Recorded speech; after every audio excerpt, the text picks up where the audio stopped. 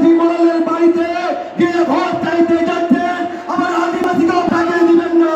আমি বলতে চাই, আপনার মনে পড়ে, আপনার কথাগুলো মনে পড়ে যখন আইপিএস ছিলেন এখানে, আপনি এসপিএস যখন ছিলেন এখানে, আপনার থাকাকালীন কালিয়াচকের থানা পুরানো হয়েছিল।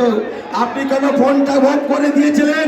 সেইখানকার পুলিশ প্রশাসন আপনাকে ফোন করেছিল, সেইখানকার গ্রামবাসী আপনাকে ফোন করেছিল, আপনি ফোনটাকে সুইচ অফ করে দিয়ে কোথায় লুকিয়েছিলেন? আপনার কথা মনে পড়ে? আপনি বালুঘাটে যখন ছিলেন, বালুঘাটের ভারতীয় জনতা পার্টিকে কি শাসিয়েছেন? আপনার কথা মনে পড়ে? আপনি কি করেছিলেন পঞ্চায়েত ইলেকশনে?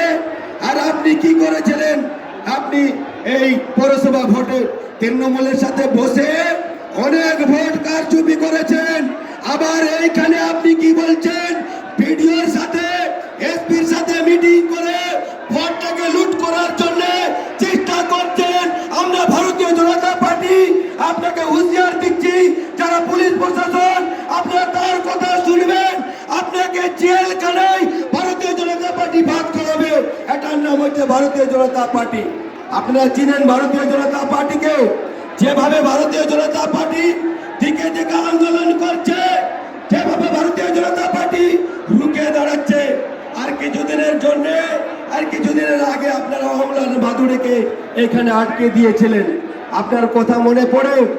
এই অমলান ভাদুড়িকে মেরে ফেলে দেওয়ার জন্য চক্রান্ত করেছিলেন ভারতীয় জনতা পার্টি। আপনাকে চিহ্নিত করেছে। ভারতীয় জনতা পার্টি ছাড়নেওয়ালা নয়। যারা আজকে ভারতীয় জনতা পার্টিকে ধমকাবেন, চমকাবেন, ভারতীয় জনতা পার্টি ছাড়বে না। সময় না থাকার জন্য আমি সংক্ষিপ্ত বক্তব্য এখানে শেষ করছি। বন্দে মাতরম, ভারত মাতাকে জয়। সবাইকে নমস্কার, ধন্যবাদ জানাই।